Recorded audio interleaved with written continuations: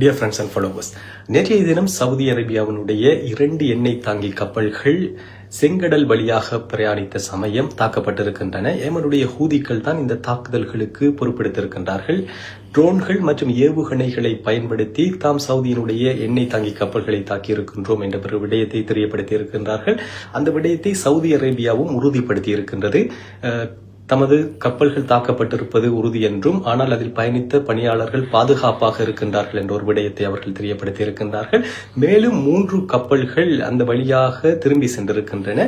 செங்கடல் வழியும் மிகப்பெரிய ஒரு ஆபத்தை சந்தித்துக் கொண்டிருக்கின்றன. ஹார்முஸ் ஏற்கனவே மூடப்பட்டிருக்கின்றது. செங்கடலும் மூடப்படுமாக இருந்தால் சவுதியினுடைய எண்ணெய் தாங்கி கப்பல்களுக்கு மிகப்பெரிய ஒரு ஆபத்தும் சவுதியினுடைய பொருளாதாரத்திற்கு மிகப்பெரிய ஒரு அடியுமாக இனிவரும் காலங்களில் இது நிகழப்போகின்றது என்ற ஒரு விடயம் பிராந்தியம் முழுவதும் மிகப்பெரிய ஒரு சிக்கலை ஏற்படுத்தி இருக்கின்றன. காரணம், சவுதியினுடைய படைகள் இந்த தாக்குதல்களுக்கு எதிர் தாக்குதல்கள் நடத்துவார்களா?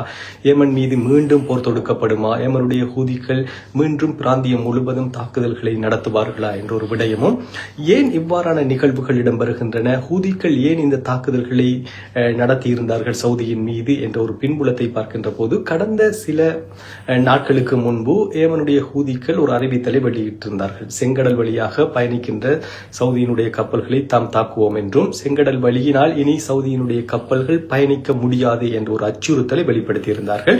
அதனுடைய விளைவாகத்தான் இந்த தாக்குதல்கள் நடைபெற்றிருக்கின்றன.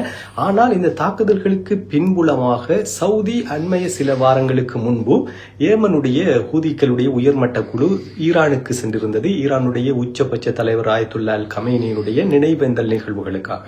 அந்த நிகழ்வுகளில் இருந்து திரும்பி வருகின்ற சமயம் அவர்களை ஏமனில் தரையிறங்க விடாமல் செய்வதற்காக சவுதியினுடைய விமானப்படை ஏமனுடைய சர்வதேச விமான நிலையமான சனாவின் ஓடுதளத்தின் மீது தாக்குதல்களை நடத்தியிருந்தது. அது மிகப்பெரிய ஒரு அச்சுறுத்தலாக ஏமனுடைய உயர்மட்ட குழுக்கு அமைந்திருந்தது. பிறகு அவர்கள் மற்றொரு விமான நிலையத்தில் தரையிறங்கியிருந்தார்கள். அதற்கு பிறகு அந்த தாக்குதல்களுக்கு பதிலடியாக ஏமனுடைய ஹூதிகள் சவுதியினுடைய ஹைஃபா விமான நிலையத்தின் மீது தாக்குதல்கள் நடத்தியிருந்தார்கள். அது தொடர்பான தாக்குதல் வீடியோக்கள், படங்கள் சமூக வலைத்தளங்கள் வைரலாகி இருந்தன.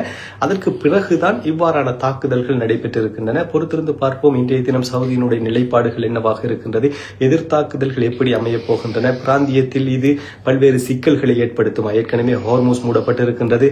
பாபர் அல் மந்த் என்று சொல்லப்படுகின்ற இந்த ஏடன் வளைகுடாவும் மூடப்படும் பட்சத்தில் உலகளாவிய எண்ணெய் தட்டுப்பாடுகள் ஏற்பட்டு மிகப்பெரிய ஒரு சிக்கல்களுக்குள் நாடுகள் தள்ளப்படுமா என்ற ஒரு விடயத்தோடு தொடர் வீடியோக்களுக்கு பேஜை ஃபாலோ பண்ணுங்க நண்பர்களே. மீண்டும் ஒரு வீடியோவில் சந்திப்போம்.